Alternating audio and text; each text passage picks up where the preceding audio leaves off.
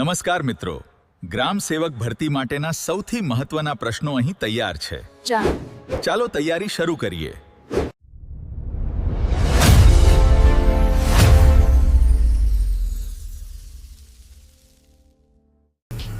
ઉત્તર ગુજરાતની લાંબામાં લાંબી નદી કઈ છે? તો જેનો સાચો જવાબ આવશે બનાસ. ગુજરાતના કયા જિલ્લામાં ખેતી હેઠળની જમીન સૌથી વધુ છે? તો મિત્રો એક બનાસકાંઠા જિલ્લો એક એવો છે જ્યાં ખેતી લાયક જમીન સૌથી વધારે છે. ચલો આગળ વધીએ. ગુજરાતમાં કઠોળ સંશોધન કેન્દ્ર ક્યાં આવેલું છે? દાંતીવાડાની અંદર. કિસાન દિવસ ક્યારે ઉજવવામાં આવે છે?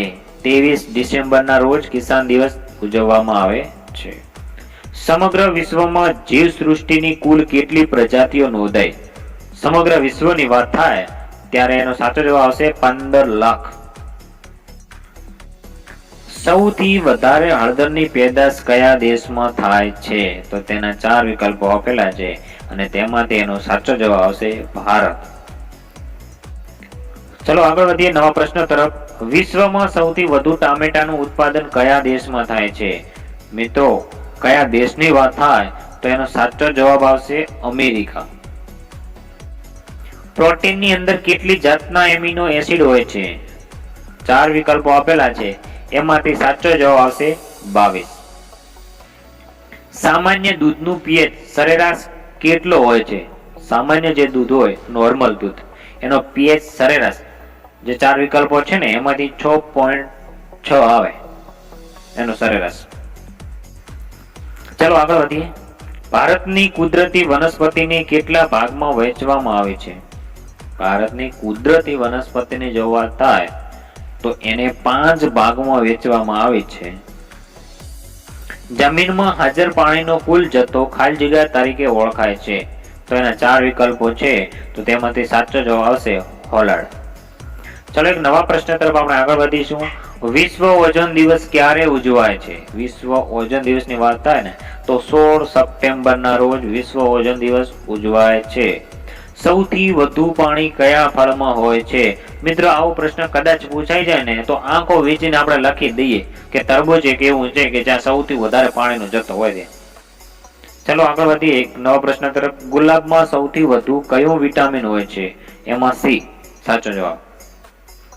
ગુજરાતમાં સૌથી વધુ દુધાળા પશુ કયા જિલ્લામાં છે? મિત્રો 4 વિકલ્પો આપેલા છે અને આ 4 વિકલ્પોમાંથી ઘણા લોકો આની અંદર જ્યારે મેં પ્રશ્ન મૂક્યો હતો તો એમાં લોકો એવું કહેતા હતા કે બનાસકાંઠાની અંદર સૌથી વધુ દુધાળા પશુ છે. તો મિત્રો એ તમારે ભૂલ છે. જો સાચો જવાબ તો આવશે ખેડા જિલ્લો, કારણ કે ગુજરાતની અંદર ગુજરાત રાજ્યના 10.41% જેટલા દુધાળા પશુઓ એક ખેડા જિલ્લો ધરાવે છે. તો સૌથી વધુ દુધાળા પશુની જો વાત થાય ને તો ખેડા જિલ્લો આવે. ખાદ્ય તેલ માટે કયા નવા પાકની ખેતી તાજેતરમાં ગુજરાતમાં વધુ થવા લાગી? સાહેબ આપણને ખબર જ છે આ તેલના બહુ ભાવ વધી રહ્યા છે. તો તાજેતરમાં ખાદ્ય તેલ માટે એક નવા પાકની ખેતી ગુજરાતમાં વધુ થવા લાગી છે, જે છે સૂર્યમુખી. ચલો નવો પ્રશ્ન તરફ આગળ વધીએ. હાફૂસ કેરી કયા દેશની વિશિષ્ટ પેદા છે? તો હાફૂસ કેરી માટે વલસાડ. વિશ્વ કક્ષાએ મકાઈનો સૌથી મોટો ઉત્પાદક દેશ કયો છે? વિશ્વ કક્ષાએ અમેરિકા. ICAR નું પૂરું નામ શું છે? Indian council of agriculture research. ચલો એક નવા પ્રશ્ન તરફ આગળ વધીએ. લસણ અને ડુંગળી સંશોધન કેન્દ્ર ક્યાં આવેલ છે? ગોધરાની અંદર. ડાંગરના ઉત્પાદનમાં ભારત વિશ્વમાં કયા નંબરે આવે છે? ડાંગરના ઉત્પાદનમાં ભારત વિશ્વમાં બીજા નંબરે આવે છે. ખેત મજૂરના પત્રક કઈ કચેરી દ્વારા તૈયાર કરવામાં આવે છે? તાલુકા વિકાસ અધિકારી દ્વારા ખેત મજૂર પત્રો તૈયાર કરવામાં આવે છે. ગુજરાતની કઈ ડેરીની પ્રોડક્ટ આંતરરાષ્ટ્રીય ક્ષેત્રે જગ વિખ્યાત બની છે? તો મિત્રો તમે સાંભળ્યું હશે અમૂલ ડેરી, જેની દૂધની પાઉચ બહુ ઘણી બધી પ્રોડક્ટ આવે છે જે ગુજરાતની છે અને આંતરરાષ્ટ્રીય જગ વિખ્યાત બની છે. તો તે આવશે અમૂલ. ગુજરાતના કયા ગામની તુવેર દાળ જાણીતી છે?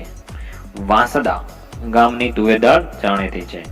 ભારતમાં સૌપ્રથમ કૃષિ યુનિવર્સિટીની સ્થાપના ક્યાં થઈ હતી?